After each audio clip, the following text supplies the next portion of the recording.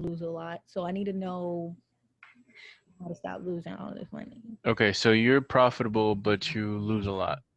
Right.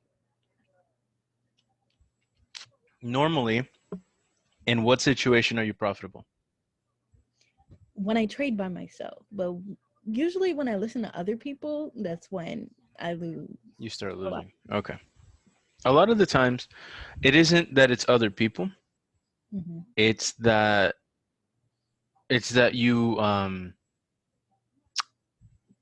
your own bias ends up getting skewed by other people's opinions. Right. Um, give me 1 second. Okay, sorry. So like essentially, a lot of times your opinion ends up getting skewed by other people's vision, right? So a lot of times, like for example, depending on what you trade, you may see one thing, somebody else may see another.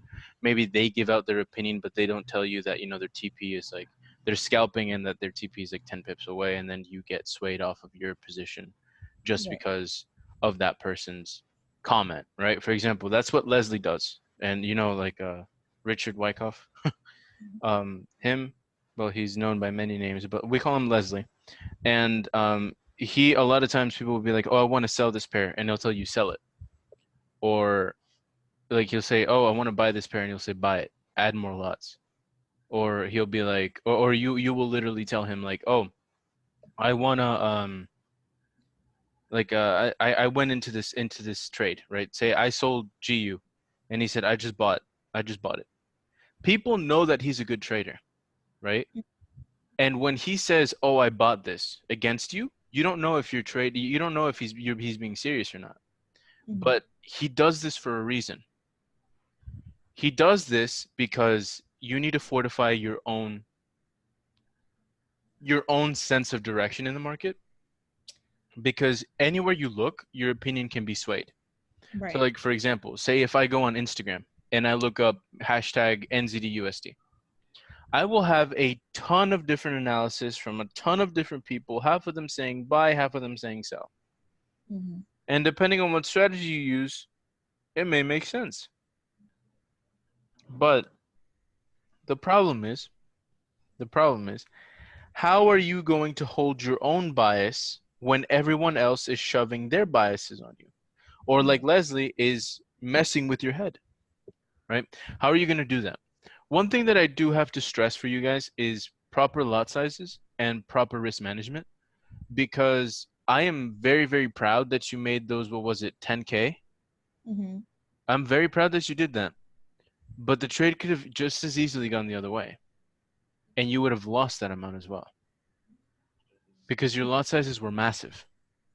I lost a lot in Tesla, and my lot sizes were like pretty small, but Yeah, well, how much do you consider pretty small?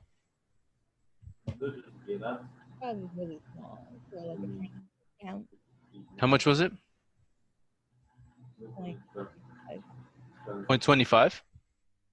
I had a point 35 and I had a point 10. Those are pretty large for Tesla. Tesla is like between Nasdaq and US 30. Well, you trade Tesla like you trade uh, SPX. So those are pretty high lot sizes, right? And those pretty high lot sizes, at the end of the day, what's going to end up happening is if they reverse even a little bit, you're going to have a lot of trouble, right? So you saw how fast gold moved when you had those giant lot sizes on it. Mm-hmm. How fast did it move? Gold is pretty volatile. Period. That's why that's the main pair that I trade. And that's completely fine. But at the same time, you need to make sure that your lot sizes are consistent and that they can grow your account and not blow it, right? Because R&R is everything in trading. And what I mean by what R&R is everything in trading is because, like, for example, say you have a trader who trades like this, right? The purple is going to be our entry, this is going to be your stop loss, and this is going to be your take profit. And say your risk to reward is, let's say, 1, 2, 2.5.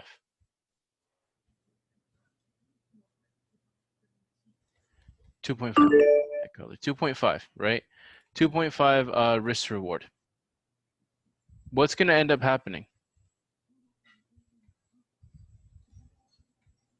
You have a 2.5 risk to reward, right? Let's say, for example, RR. Your risk to reward is fine. It's not horrible. It's not negative. It's not 1-to-1, but it's not ideal, right? Because you're risking, let's say, 40 pips for about 90 pips, right? So let's say this is 40 and Mm-hmm. this is like 90 or 100 pips, right? Mm-hmm. This is fine, but you need to leverage your losses properly, right? Because at the end of the day, when you go into a trade, you should not be thinking, what can I gain? You should be thinking, what can I lose? Because Okay. if you don't think, what can I lose? You're going to end up screwing yourself, because if that trade by some miracle, hits your stop loss, you're going to need, your account is going to need to survive that hit and be able to bounce back from it quickly, Okay. right? On the next trade. So here, let's say you have like a $10,000 account, right? What you would be doing there is you would be placing a smaller lot size, especially if this is, you know, a more volatile pair like GU or something like that. Mm-hmm. Then you would be placing, say, like I don't know, like a 0.25, right? Say you place a 0.25, you end up, say it hits your stop loss, right? You Mm-hmm. just lost 40 times, well, what is it? By 2.5 or something like that. I forgot what the multiplier actually is. But essentially, your account has to be able to hold this 40 pip loss and not be at such a disadvantage that you can't pop the same lot size in the next trade and make your loss back and more. Right? That's the beauty of R&R. Because say another trader like us, right? They end up saying, hey, nah, I'm going to buy it right here. My stop loss is going to be right here. And my take profit is going to be up here. At the end of the day, this becomes a 1-to-20 R&R, Mm-hmm. or whatever the case may be, right? A 1-to-20, 1-to-40, 1-to-50. I've seen 1-to-200 R&R, right? And those 1-to-200 R&R, if you're risking only 3-4 pips, what lot size are you going to put? A super high one, right? Right. Now, why would you place that super high one? Because you're not over leveraged. You're not, right? If your stop loss is right here and price decides to do that, Mm-hmm. you're not over leveraged. You're fine. But Okay. even if the market decides to hit your stop loss, what are you losing 3 pips. compared to 40. 40? Now, once you see that these 40 pips aren't as worth it as this, say, 3 pip stop loss, what's going to end up happening is you're going to end up looking for positions like these, right? You're not going to end up losing based on other people's opinions, because they don't know how to get stop losses like this. So unless you see somebody that has a stop loss that's beneath 25 pips, don't even listen. Why? Because there's no reason for them to, there's no reason for you to. The R&R isn't great unless it's, a larger, more pip volatile pair like GN, GA, that, like one move is like 20 pips, Mm-hmm. So the reason why I'm saying this is because you have to end up learning how to maximize your R&R, right, to be a lot more profitable. Not only will you have to maximize your R&R, you also have to manage your losses, right? How am I going to bounce back from this five trade loss that I just had, right? Say I just lost 5 trades in a row. Usually you don't do that if you trade with Wyckoff or Smart Money. You might lose, 2, 3 trades a night, and you'll win like 8, 9. Mm-hmm. But at the same time, what if you do, right? Say the market just absolutely forgets how to trade, right? It forgets how to move, and it just spazzes out, and you lose a couple trades. I had a Um, day that you had a day like that, and what ended up happening that day? I lost.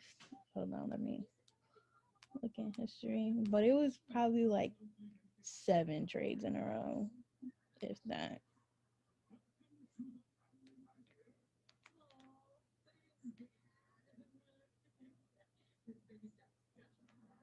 So you lost around 7 trades in a row. And what if you were risking a lot on those trades, or if their stop losses were large? You ran the risk of blowing your whole account, right? Mhm. Because say that trader that you're getting it from, or say you set your own stop loss at around 40 pips, and then you still pop like a 0.75 or something like that. 7, 1, 2, 3, 4, 5, 6, 7, 8, 9, 10, 11. It was 13 trades in a row. It was But 13 trades in a row. At these what are lot sizes? that I never trade. At what Um, lot sizes? lot sizes were pretty low, like 0.15, 0.11. And what was the account size? Um, at the time, it was probably at 6K. 6K. Okay. Um, that's not bad. Yeah, that's not bad. That's pretty fun. That's fine. So you were leveraged properly for the most part, and you had a losing streak, which is Mhm. completely fine, and it's something that happens in trading. But at the same time, it shouldn't happen at that large of a scale, should it? No. So there's something evidently wrong that's going on, or maybe there's something wrong in your analysis. Like for example, I had a week where I did not hit a single take profit. And I was so mad at myself, and I was like, "Why?" I only sent out like 5, 6 trades, but those 5, 6 trades did not hit. And I was just like, "Why? Why? There's something fundamentally wrong with this." And I took a step back and I started rereading my notes. I started going over simple concepts again. I started Mhm. going over simple market structure, stuff like that. And then from there, I ended up regaining my edge. Right? That Mhm. happened like 2 weeks ago. Right? And that's completely fine. But you have to analyze the way that you trade, and you have to ask yourself, is this trading style maximizing my risk reward, and is it making it possible for me to achieve profit without having to risk much more than pennies, right? Mhm. So now here's your turn to tell me, right? What is it that you trade? Like, how do you trade? I don't know how to describe it. Okay, you Like, don't know how to describe it. as I said, I mainly trade gold because I'm mainly profitable in gold. Like when I started to step outside of gold, that's when everything goes bad for me. Okay, and when you're in gold, I'm probably 80% profitable. so then what do you think you do in gold that you don't do in other pairs? Usually the other pairs are other people's analysis. Okay, so there are other people's analysis. What if you took a look at one of those charts and you fundamentally understood why the market moved in that direction? I've never done that. That would help you a lot, right? Right.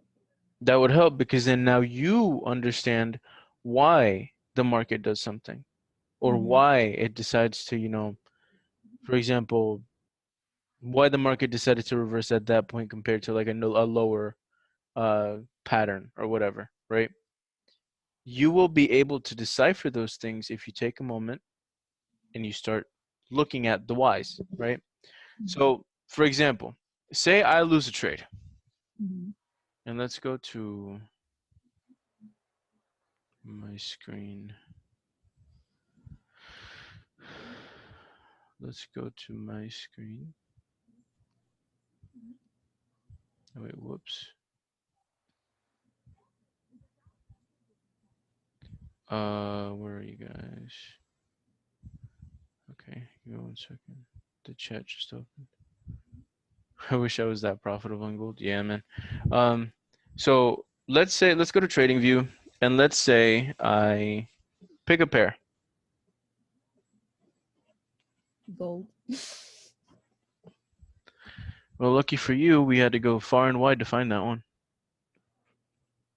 So let's say that I take a sell right here, right? Let's use the replay feature. And let's say I take a sell right here because I see an inefficiency or whatever, and I'm like, okay, I'm gonna try to sell into that inefficiency. Are you guys seeing his Google Drive or are you guys seeing TradingView? Because I'm Oh, seeing. whoops. My fault. Okay, that's Are you guys seeing that now? Better? fine. Okay. Yes. Okay. What is that? Oh, shoot. All right. Cool. Uh, what does the chat not work? Okay. Cool. So let's say I take a sell position right here, right?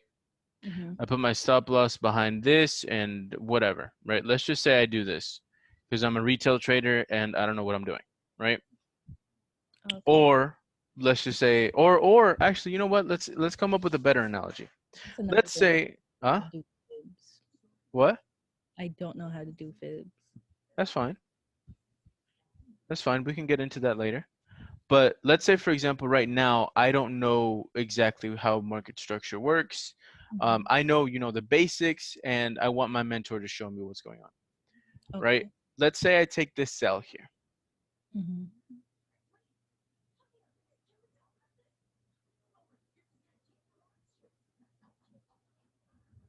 But we're deep in profit, right? We're deep in profit.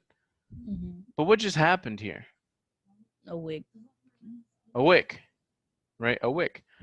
Not only that, but it slapped my stop loss before it actually hit my take profit. That's another thing that I hate. I tend to not use stop losses because it's usually that one bitch ass wick that comes, haha, I'm gonna say hi, but I'm not gonna stay long, and then goes into profit. I don't like that. Yeah, but the thing is that a stop loss is something that you should be using because even and this is also one of those big misconceptions that need to be clarified. At the end of the day, your stop loss exists for a reason. Mm-hmm. Not only does your stop loss exist for a reason, you also need to learn how to use it, right? Because if you have a 40 pip stop and it goes up and it taps your stop and it comes back into profit, there is no reason for you to have had a 40 pip stop at that point. Mm-hmm. There's no reason for you to have had one. Absolutely none, right?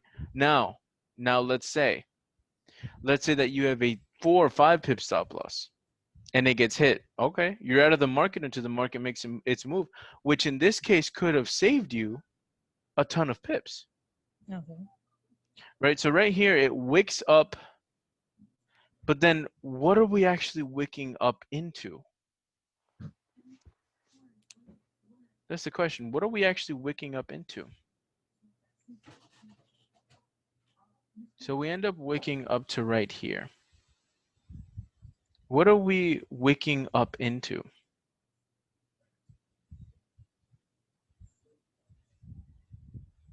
OB? I don't see an OB there. Personally, I don't see an OB. An OB would be up here. Mm-hmm. An OB is an order block, by the way, too. Let's go another 20-minute and see what happened. Well, there's something very interesting going on here because it's actually an inefficiency. Let's disconnect this right here, and then let's disconnect this right here. Actually, it could be right there. Yep, right there, right? This right here is an inefficiency. By the way, whoever is having their... Oh, it's Chewy. Okay. Makes me sound like I'm from the Robots movie.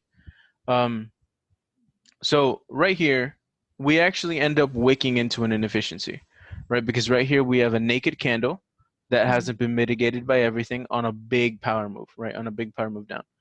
We have this liquidity right here that needs to get grabbed. Okay, we have that liquidity right there. We have this liquidity right here that needs to get grabbed.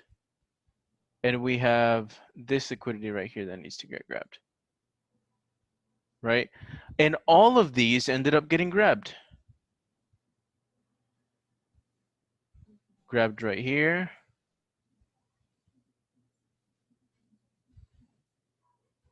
Grabbed right here. and grabbed right here. Make sense? Right. All of these got taken out, right? And not only that, but this becomes our sign of strength, right? This becomes our sign of strength. And now we see that it wicked right into the 20-minute time frame inefficiency. Why? Because the inefficiency is from here where the wick touches to over here where the wick connects, right here. That has already been mitigated. Now, let's say we draw a little rectangle around it. And then we use the 50%, right? Because the theory of fair value gaps and stuff like that essentially says that you want to aim for the 50%. Does that make sense? Yeah. Right, so let's say we aim for the 50%. Surprisingly, our 50% is right here. Literally right at the wick, right? Let's say we place our entry a little bit lower to account for spread. Boom. Now we have our setup, right? Now what ends up happening? What ends up happening is that our setup gets wicked, triggered, and comes down. Now let's say we're a smart trader and we see this position up here and we want to catch it as best as possible. What are we going to do? We're going to put a sell limit there with a stop loss of about what, 4 pips? And then what's going to be our target? What area of interest do you guys see in this position? Why am I the only one thinking? I would say the last, like the lowest candle over here, like the sort of, it's like the lowest low that is This one right visible here. Yes. Yeah. So right here you see the order block, right? And the order block actually ends up opening right here. So it wicks the open of the order block and then buys back up. So let's say we mark our order block, right? And our order block actually ends up getting wicked. And now, right now from there, that would be our take profit, because then at that point we would be expecting a reversal from that fair value gap, right? So what do we see here? What do we see? What is this? We see a very, very Liquidity. high risk to reward ratio. It's a 1 to 16 risk to reward ratio. Let's say you pop a 0.25 on gold. Y'all know how much that pays. You're risking what, $20? For a lot more money. Right? Do you guys see the importance of risk to reward ratios? So risk to reward ratio at the end of the day is going to be the king of your trading. You need to learn how to master it, and you need to learn how to put it together. You need to learn how to put it piece by piece. Now, this demonstration wasn't to get you to know what a fair value gap or an order block is. It was to show you how R&R has such a big impact on you as a trader, right? So say you have that 10K account, right, that you had. You need to be minimizing your risk and maximizing your reward. How would you do that based on what I just told you guys, on what I just showed you? So much sense. How would you guys actually end up minimizing your risk? Smaller stop losses. Yeah, but not only smaller stop losses, right? You have to place your stop loss where it makes sense. So yeah, you're right. Smaller stop loss, but you have to place that smaller stop loss somewhere that makes sense. I Right. told my this week to recovery because I haven't traded since that loss. Like I was like over it. But I deposited today and I entered one trade and I said I was gonna use a stop loss. I told myself I was gonna use a stop loss. And then Nas like dove down. And then usually it just I was just kidding and then went back up and hit my TP. But going forward, I'm gonna use a stop loss. And it would usually be better to use a stop loss, right? It's not necessarily a bad thing. It's not horrible to use a stop loss.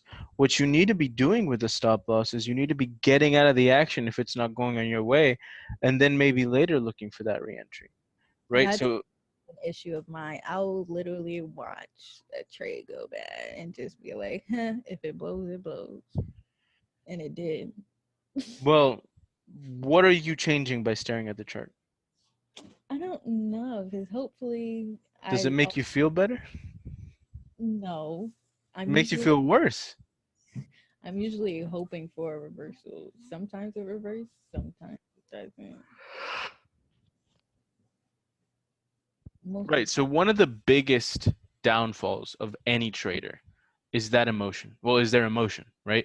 But not only any emotion, it's hope. mm, Hope is one of the strongest and most terrifying emotions to have. Why do you think I say that? because you have hope that you're gonna make your money back. You have hope that that trade's going to go your way. You have hope that this loss won't be as big if it just comes back up to your entry. Mm-hmm. You have hope that this is going to be your last over leverage. That you're going to make your losses back on this trade. Oh, I trust this person. Their trades usually hit TP. I'm going to over leverage. Hope, right? You shouldn't hope anything. This isn't a gambling market. Right.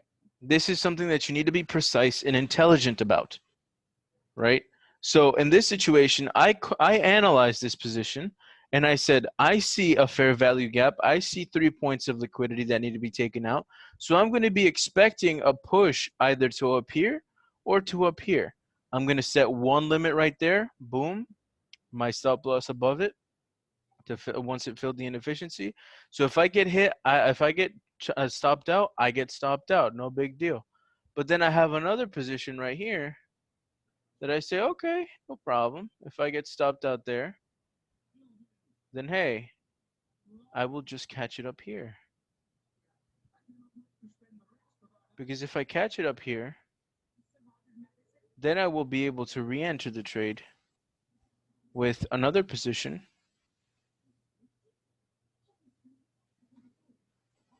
with an equally small stop loss and a bit larger of a take profit. The good thing about trading with good R&R is the fact that you will end up cutting your losers early, right? You'll hear a lot of traders say, oh, professional traders cut their losses early. Well, how do you know it's a loss? Well, you might not know, but your stop loss knows, right? And using that stop loss to your advantage, it's not your enemy, it's your friend. You just have to know how to command your friend. You have to know how to use it. Because if you can't use it, it won't help you. For example, if you keep placing your trades without a stop loss, one of these days, what do you think the market's going to do to you?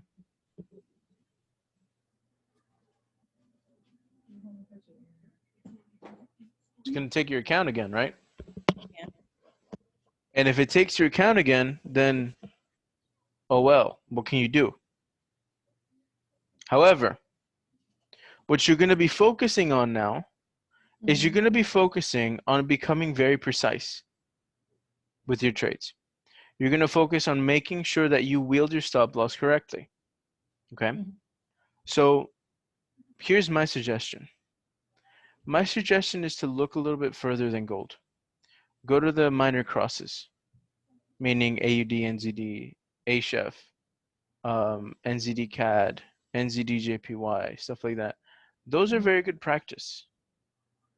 Those are very good practice because they follow price action um, strictly, and they're very easy to see as a beginner where price is going to go, especially if you're learning smart money, right? For example, say you as a trader see an order block right on one of these pairs, Mm-hmm. you'd be more likely to spot it there, and thus you're going to be growing and kind of refining your expertise with those trades until the point where you can see it even in a choppy climate. For Mhm. example, you really wouldn't be able to see this inefficiency unless you zoomed into it. How did I know there was going to be an inefficiency? Well, I suspected it as soon as I saw this. As soon as I saw this giant movement down, I Mhm. suspected something. I suspected an inefficiency. I suspected a fair value gap, whatever the case may be. I suspected something around the 50% because I said there's no way this candle wasn't mitigated, right? And it wasn't mitigated, not up until 50% of it. And then this candle went up, wicked the 50% and dropped. I don't know what actually ended up happening to gold, but well, the sell TP got hit.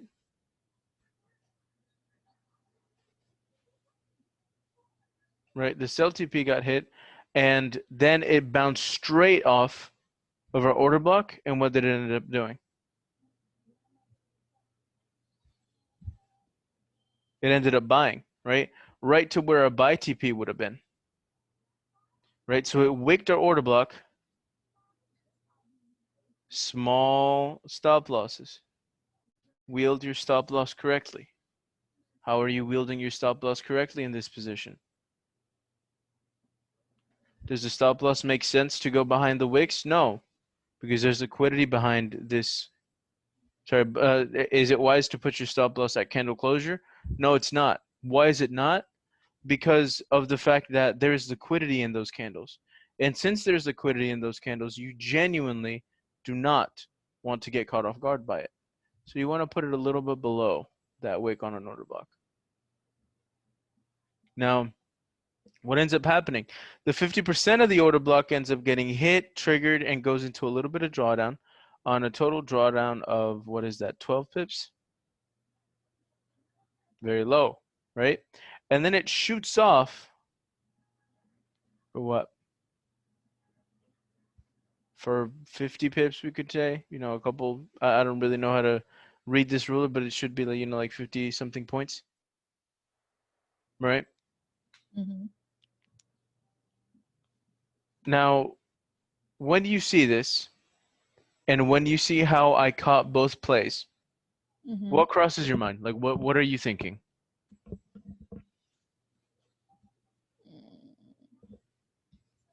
Or like, or are you having problems like grasping a certain concept?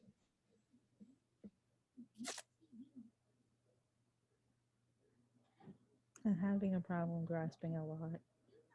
Okay, like what?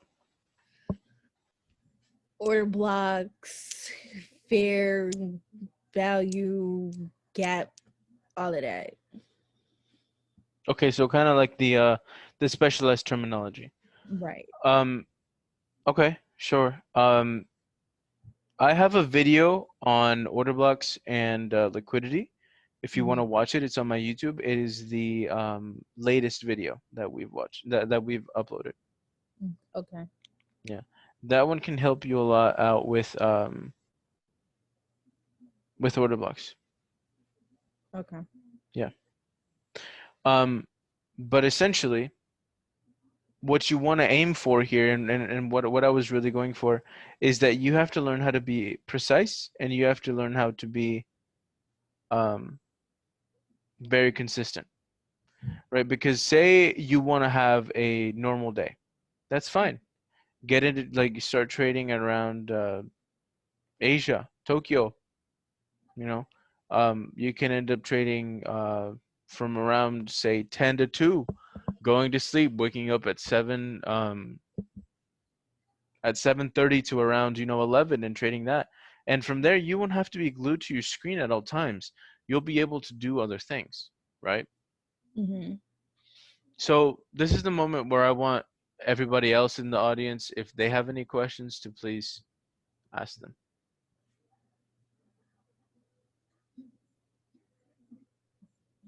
Y'all could unmute yourself. Yeah, you can unmute yourselves. So, When you're looking for order blocks, you look was somebody saying something? No, go ahead. you hear me, bro? Yeah.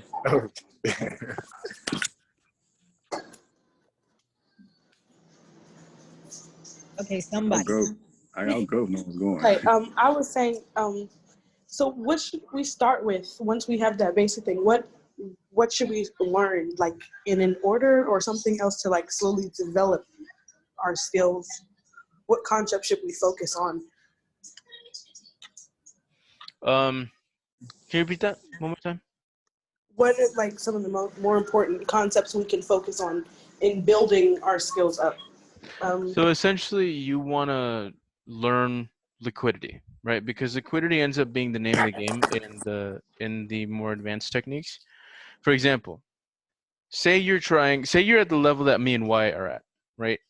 We can look at a chart and without even marking it, we can tell you the general area where price is going to go to. Now, does that mean we get in? No, we know that price is going to that direction. We don't know when, how, or how violently, right? Sometimes certain trades aren't worth it. Now, the one things that you do need to learn are liquidity, and I want you guys to write these down. They're going to be liquidity, order blocks, and structure, independent structure, which is a concept that I'm actually working on proving at the moment. And essentially, it's every day has a different structure, right? For example, yesterday's structure on GU won't be the same as 2 weeks ago. It won't be the same as yesterday. It won't be the same as 2 nights ago. It won't be the same as last week's. It has a different structure because there's a different daily candle, right? And since there's that different daily candle, there has to be different structure. Example, let's go ahead and clear this and let's take a look at this. Every single one of these candles represents a series of 24 hours, correct? However, every single time that these 24-hour candles go ahead and end up closing, you have to end up thinking, where is structure most likely going to push price toward, right? So gold isn't a very good example of this because it ends up being very monotonous and it only goes up. Let me see. What's another pair that you guys like that isn't gold or an indices? GJ. GJ. Yeah. GK. I personally used to hate GBP/JPY until I used to hate it. Yeah. until I realized that it was really just a GU that is on crack. Yeah, that's most GBP pairs. But I will show you a trick to the GBP pairs. So for example, we have daily structure here. We have daily structure, and not only do we have daily structure, we also have volume. Actually, volume is a different concept that I won't show you today. But essentially, we end up saying, okay, where is the daily point? This candle, this next candle, right, that starts at 5, it's either going to go up, right, and come back and fill this wick, or it's going to continue down and continue rejecting this daily low, right? This is what I'm calling this theory. So essentially, if we look down on lower time frames, let's say we go to the 1 hour, we're going to see that this was a clean distribution. This was a clean distribution that actually never went back and filled itself. For me, it never went back and filled itself. It created this, this upthrow. Sorry, it created this It created a little bit of distribution. And if we look down on the 10-minute, we could probably see it a lot more clearly. Yeah, so right here, it ended up creating this distribution, right? So it created this upthrust. It created the upthrust again, right? And it mitigated itself again, and continued dropping. So my area of interest would have been around this area. Once it was mitigated once, I would have actually checked for this to be mitigated one more time. So this right here became my area of interest, right? But this is not on the same daily candle that we're at right now. Does that make sense? Mm-hmm. Are you sure? Mm-hmm. That ended up being, where was it? That was up here, right? And let's say we like kind of expand this to make it a little bit bigger just so we see it on the daily. And let's go back to the daily. That was up here. This daily structure was up here on the wick. Now, if we see it on the wick, right, this daily structure obviously had to push down because of the distribution that was correlated later. Now, let's say that this structure, so one thing that I do want you guys to understand is that price is fractal. You guys know what fractal pricing means? No. Also, someone's mic is messing up. Is that just me or like? Not sure, bro. So, guess it's just me then. Yeah, I'm not sure. Nah, but dang, I'm not I sure didn't what realize. fractals are. Here, let me. I didn't realize that you guys had been typing in the chat. So I've been getting my tail whipped because of it. I just want to be taking trades. Okay. Smaller cell, big TPs. How did you catch them? What did you see? When are you looking for order blocks? Your time frame. Is this better now? Is the mic better now? Nah, it's still kind of cracky. Mine? Yeah. That better? I don't know. You haven't used it long enough for me to say that, but I mean, Okay. I guess. Let's try it. Let's see if and interrupt me if it is. Yeah, I got you. So where do I look for order blocks? Do I start on higher time frames? Yeah, you should always look for higher time frames. And the reason why you should be looking for higher time frames is, how do you know that this right here isn't, say, a schematic? What you don't realize is that this is a schematic. What schematic, what Wyckoff schematic is this? Specifically right here. Accumulation? Or are you talking about like the range stuff where it has like all the symbols and stuff? Yeah, that's Wyckoff. I couldn't tell you. So this right here, let me, there's something that I'm calling hierarchy of price. Okay? And no, it's distribution.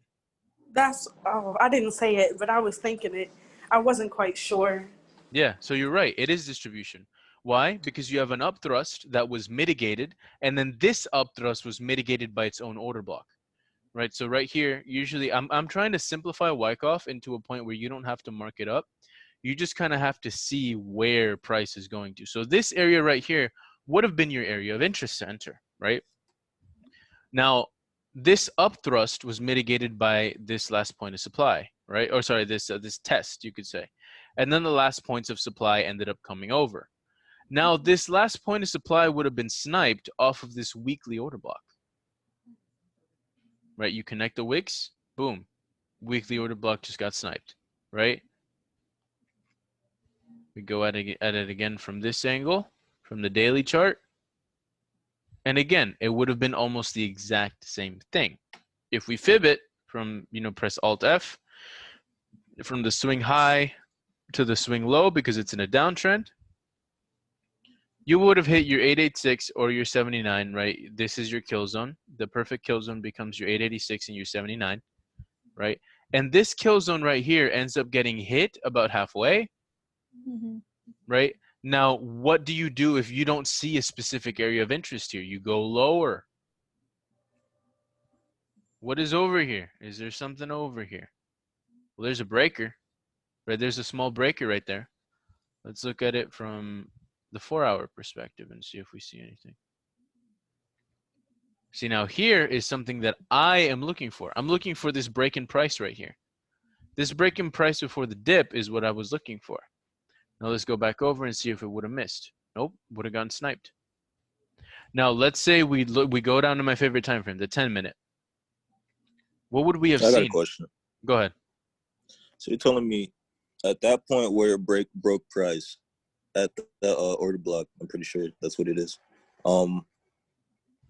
That would be the specific like structure you'd want to like snipe it off of. Which one? The daily? The daily, yeah. That yellow line, yeah.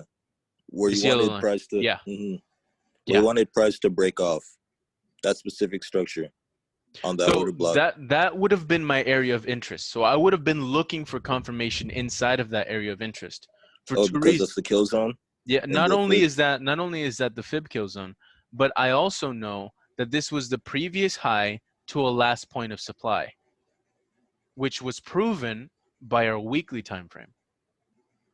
Our weekly time frame showed distribution, right? Which means what? Going down, correct? Yeah. Right? It means essentially going down. Now, since we know that, since we know that, but we also know that distribution doesn't just do this, it ends up doing, right? Because the market likes extremes. It loves extremes, okay? And because it loves extremes, you're going to see it test as extremes again, or as I call it, purging highs or purging lows. Purging extremes is essentially what you call it. So what I was saying earlier is that price is fractal. What is this fractal theory? Essentially, price will show the exact same picture, if not in more detail, on the 5-minute, on the 10-minute, on the 15-minute, on the 5-hour, on the 4-hour, on the 6-hour, on the 2-day, on the 5-day, on the 20-day, whatever time frame you're looking at, the lower time frames are going to feed into it. So you will see a reaction on a lower time frame before you ever do on a higher one. Higher time frames are good to see the general direction, but they're not good for entries. Now, I used to be the type of person that would religiously use the 4-hour and the 1-hour, but I wouldn't be able to see jack shit. Now, the reason for that is because you will never see it on the 4-hour. There's not enough candles for you to do it. But you will see it on lower time frames if you go off a higher time frame structure.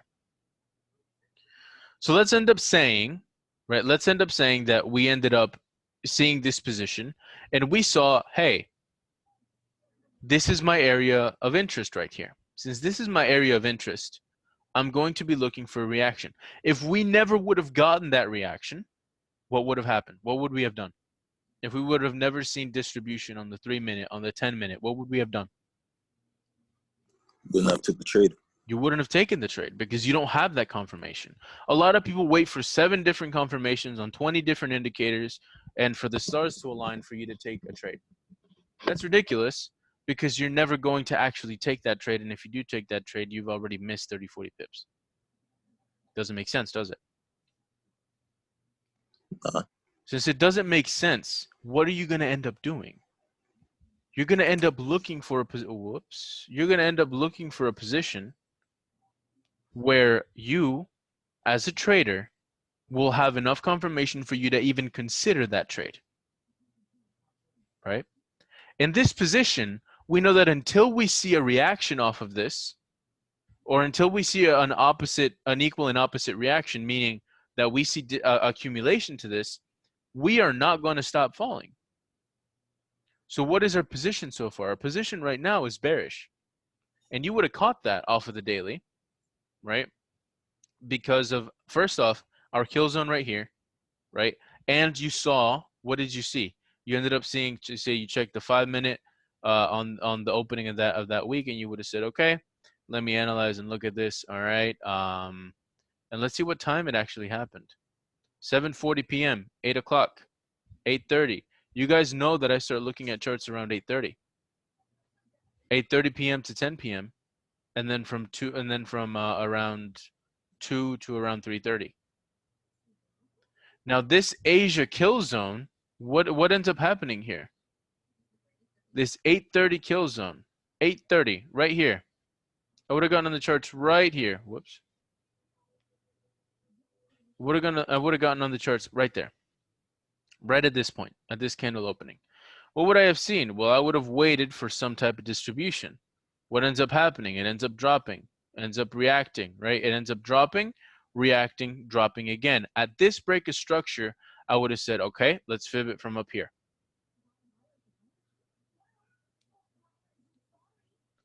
And then let's look for a reaction.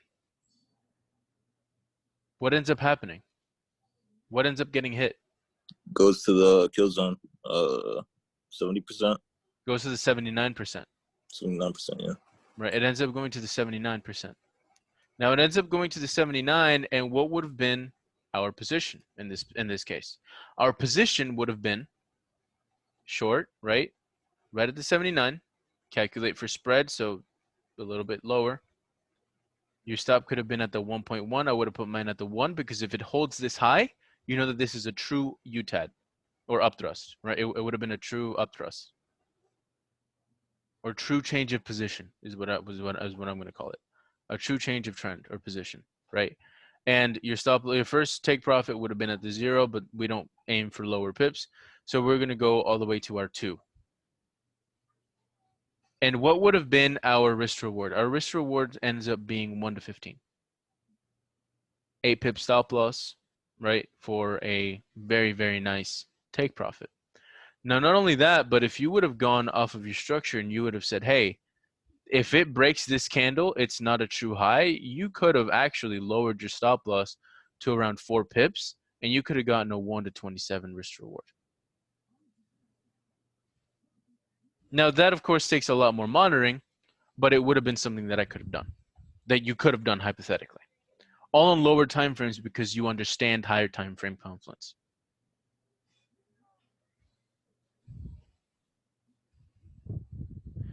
So essentially, when you understand higher time frame confluence and then use the lower time frames to actually identify your entry point, you're going to end up catching entries like these, in which you have an 8 pip stop loss for a 122 pip TP. And what happens? It actually ends up getting hit twice.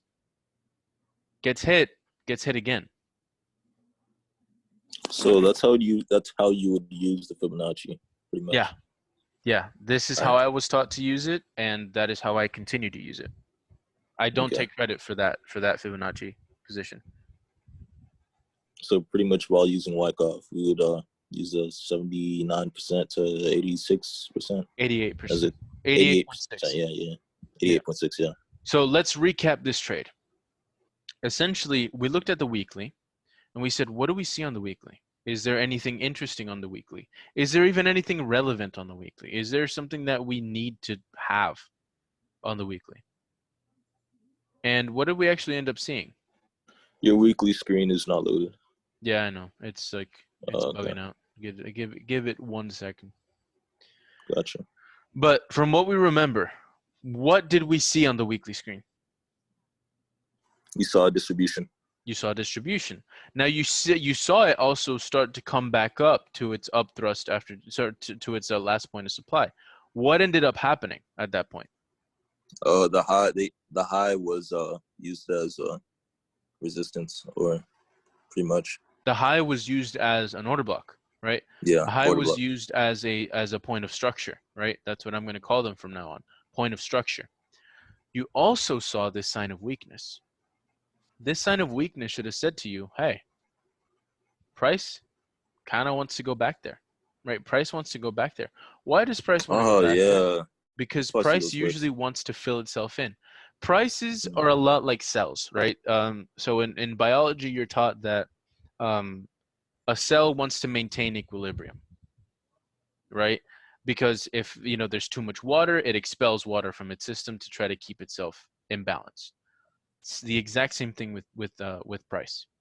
Banks are going to try to keep themselves in balances, right? Because at this point right here, they let go of too many positions very quickly. So I explained this in my bank logic video, right? So for price to go up, there has to be people selling, right?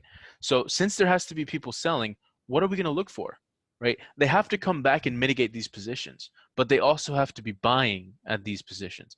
If they buy right here and they drop, they rise price again so that they can mitigate these losses very low, and these buys now become short entries. Sells, yeah. And now they've mitigated their losses at a minimum loss. And now they're entering sells at a higher position, which is why you see these giant impulse candles, because a lot of other people that don't know how to trade, they're still selling. Or other bigger major funds that literally their only purpose is to lose for the banks, they're hedging this position, right? So what do we see right here? We see an inefficiency. We see this candle absolutely getting violated. What happens? Price returns to an extreme. Price returns to an extreme. Right, again, it returns to an extreme and then it drops back again. Now, some people would consider this an order block, but what they don't see is that it was already mitigated. This was already mitigated, so it doesn't really count, right?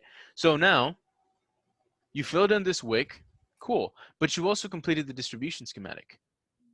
So once it does this, you know it has to return to extreme. Once it starts making its way up, you aren't fooled by this. You know it has to return to extreme, which means boom, you could have cut your entry up here. Let's say we use the replay tool and go back here and say, hey, what do we see in this position? Let's go to the 4 hour. What do we see right here that could have possibly said, hey, we may be in for a nice position? What do we see right here? Do we see anything? Yes, we do. We see a break in price. Right, we see this break in price. Since you see this break in price, you immediately start thinking, well, let's see how price reacts here. Let's look at, our lower time frame confirmation.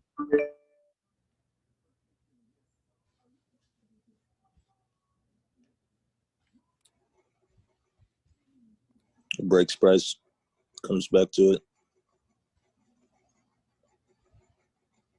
Looks like it might bounce off. Never actually gave us an entry. Since it never actually gave us an entry, what are we going to do? We're not going to trade it. Not yet. Yeah, not yet.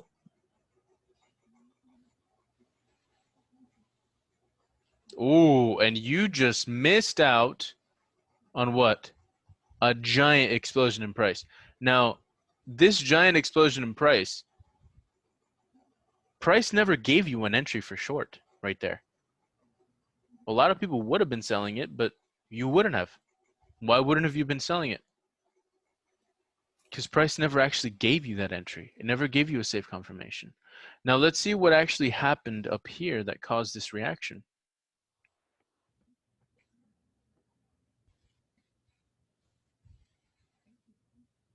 Is AJ volatile? Not really. Well, yeah, but CHF JPY is a lot more volatile. So we see liquidity that wasn't taken up here. We see liquidity that wasn't taken up here. It essentially, like I said, returned to extreme. This right here was the extreme point, right? And since it's returned to this extreme, we couldn't have predicted that, but we know that from here, it should sell off. Why should it sell off? Because they returned to the extreme. It returned to the extreme, and what do we see on weekly structure? It's in distribution. It's in distribution. So could you have predicted that? No. Do you want to predict it? Not all the time. React to it instead of predicting it. So you reacted to it, and now you said, oh, okay. Well, I know it's in distribution. It already cleared its extreme. It would be a safe sell, and you probably would have gotten it from somewhere on the top. What ends up happening?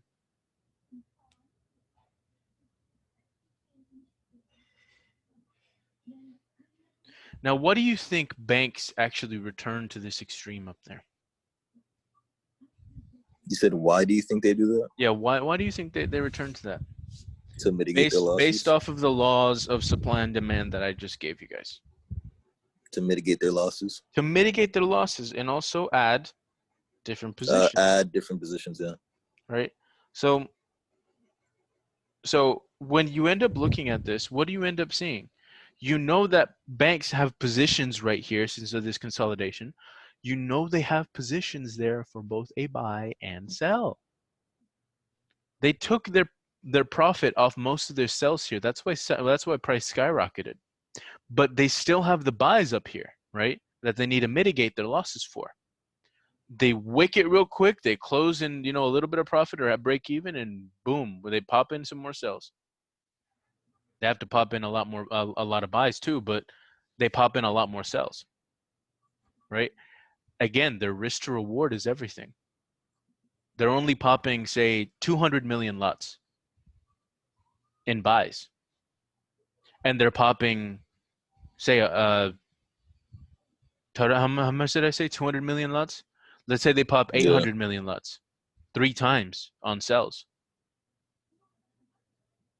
They're not crashing the market, but they're moving it in their direction.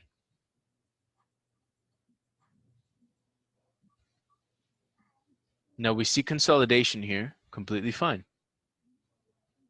We know that price wants to return to this area at some point because this has just been created as a new extreme. We have liquidity up here, which we should keep in mind, but we shouldn't basically break the rule book for. Speed this up a little bit.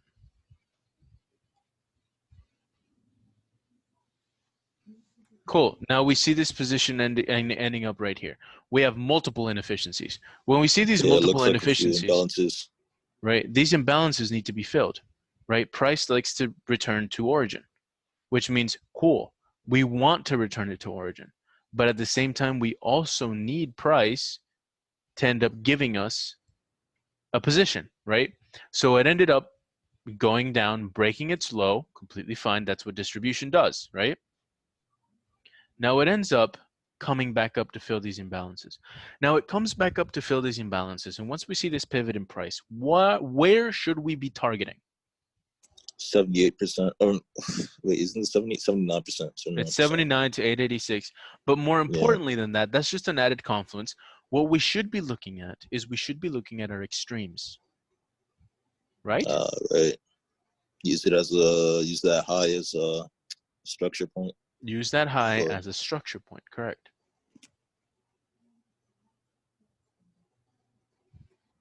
That's why I see it making lower highs when it usually does a burst back down. Makes a little more sense now.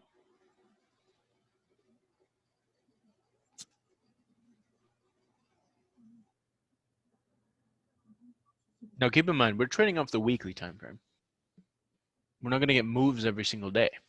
But that's also why you trade lower time frames and you trade daily structure, but that's for another lesson. I'm trying to teach you guys how to look at price and say, look at how extremes come into play. And I'm also giving you guys a little bit of easier plays by giving you the fib levels that you need. Speed this up a little bit. Now it comes back, and this is where we are right now. We end up wicking our zone, and we end up giving ourselves an entry. Why do we consider this an entry? Well, because on the lower time frames, what ended up happening on the lower time frames, what we ended up, like when we actually started looking at our position. When we actually ended up starting looking at our position, we saw this reaction, then we saw its retrace coming back to extremes, and that would have been our entry, this extreme. Does that make sense? Yeah. Q, does this make sense to you? Yeah, Are you sure? I'm lying. Okay.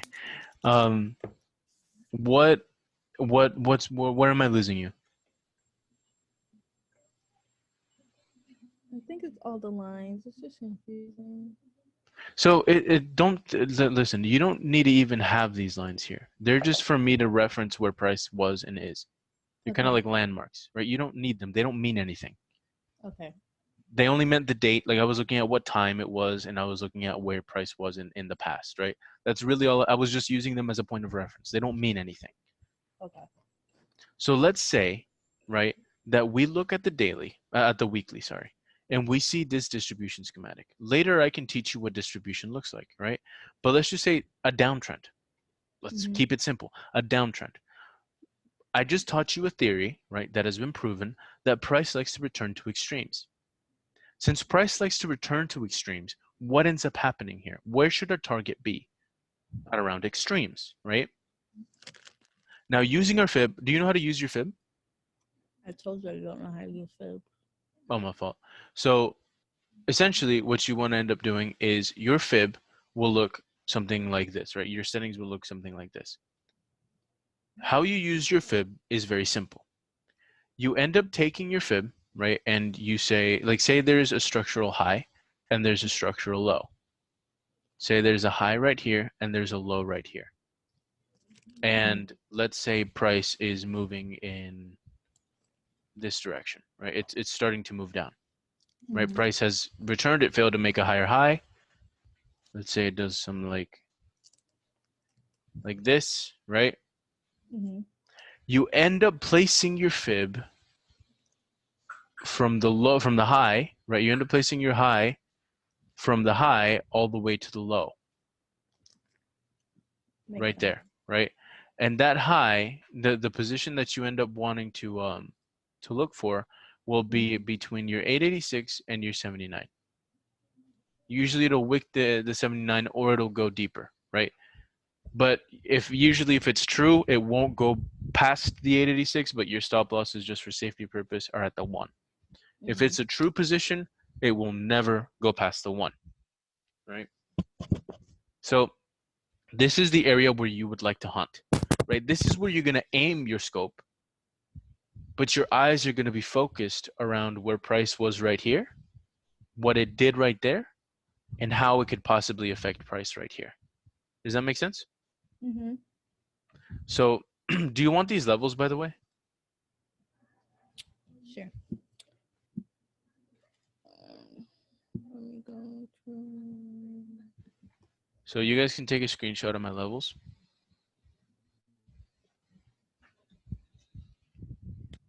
Wait, that's not on the default fib? No. Oh boy. Okay, gotcha. So just take a screenshot really quickly. Yeah, got you.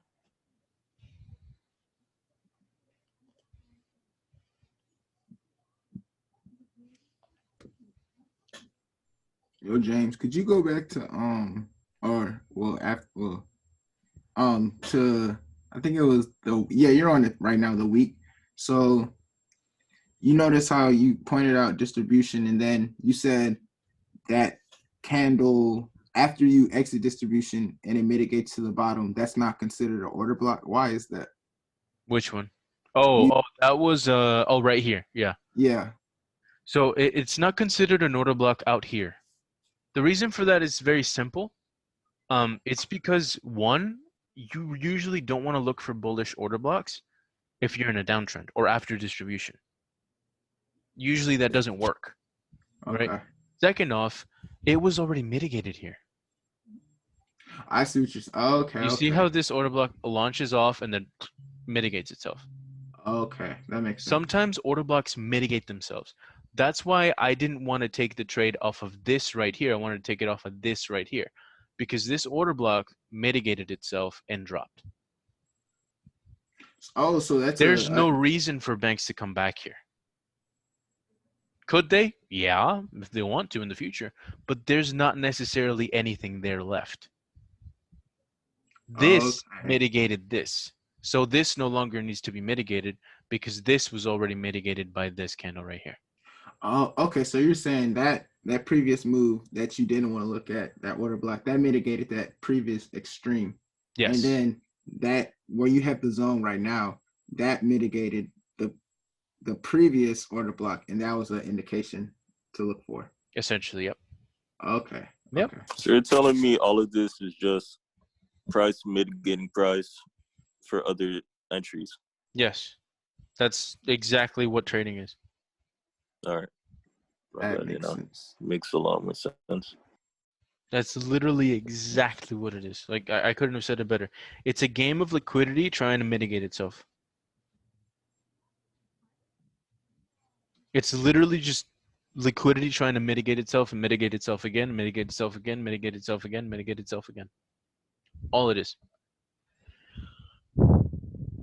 Does that make a little bit more sense, Q? Yeah. Are you sure? Don't lie to me. Yes. Okay. Positive. Extremely.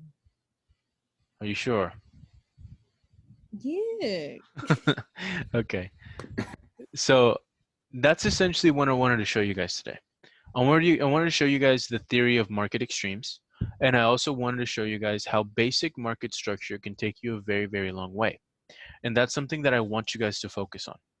Now, a lot of you guys have been, some of you guys have been asking me for like what I'm going to be doing in these coming months. I'm going to be teaching this, and I'm going to be studying it a lot. Want to take your own study time and try to study a lot of these resources. I'll send these to you guys personally later on down the road, so that you guys can take a look at them. But what I want you guys to look and see is I want you guys to see how on the higher time frames, you will see certain moves and then use the replay feature on your trading view and go into there and zoom in and see why price rejected off of where it did. Or what would I have done in that situation? All right. One more question. Mhm. So you could tell this was a distribution because it made a down move and it looks like it's about to go down again, basically. So I knew that this was distribution simply because I've seen the schematic so many times. But essentially, if you wanted to like debate it and you wanted to see like, okay, why is it? Well, in this position, it would have been redistribution, not distribution in itself. It would have been redistribution. Oh, redistribution It because would it have already happened. yeah. Well, not only that, but it would have been a stop in the downtrend, a pause in the downtrend, bust up, right? And then it would have been a this first drop, right? This secondary test, right? It would have gone up. It doesn't create a trading range per se, but it creates a change in structure. So I wouldn't have Yeah. known. So a lot of times people don't realize that distribution, accumulation, reaccumulation, reaccumulation, they have variations to their schematics. They all don't look like that one Wyckoff chart that you see. Yeah. They're not all going to look like that. There's many variations, and I'm working on making something called the theory of a market hierarchy that I'm trying to put out and study as much as I can. I'm trying to backtest it so that I can see what is going on and like how to trade it more effectively. But essentially, you see that this is a variation of Wyckoff because it creates a very sloppy market range, right here. It creates this very sloppy range, but not only does it create this sloppy range, you also end up seeing that this upthrust is mitigated and respected. So I wouldn't have jumped in until this upthrust is mitigated and respected, Expected. comes Yeah. back down, and then comes back up and mitigates Mitigates this. that. Yeah. Now, once this would have been mitigated, I would have waited up until this position. But say I see this position on a lower time frame. I look back up on the weekly. I say, well, it's almost there. It's not quite there. Let me pull out my weekly fib and see what's up. It barely reached it, I think, or maybe not at all. Nope, didn't reach it. Not all the way. It reached the 75, which is, the alert where I usually place my alerts at the 75 so I can start, looking at it. But if at that position on lower time frames, I see distribution, I'm going to pull the trigger. Because by that point, there's no reason for you not to take that if that distribution schematic holds on the lower time frames. Yeah. There's no reason for So you even not to on trade the it. lower time frames, you're gonna see stuff like this. Yeah. Okay. On lower time frames, on 3 minute, 5 minute, 1 minute, Yeah, you're because going I to see usually this. trade 5 minute. Yeah, I remember that. You're going to see this. You're going to see schematics like these. Like that 3 minute schematic that we saw earlier, it doesn't look like distribution very much, but you see it mitigate itself and then react downward, then come back and mitigate its own extreme. When it mitigates its extreme, I would have fibbed that, gotten the entry, 3 pip stop, boom. Backtest it. I promise you, backtest it. I dare you. Yeah. And you will love it. Okay. So this is where I'm going to leave you guys off because I need to go to a meeting very quickly. But I will be on the phone. I will be texting you guys. And if you guys have any questions, Q, please, if you have a question, ask me. My DMs are open for every single one of you. And I want to make sure that you guys succeed. Okay. So I will catch you guys a little bit later because I have to go. But I will be online and answering questions. I got you. Okay. Thanks for the help, man. All right. Yeah, no problem.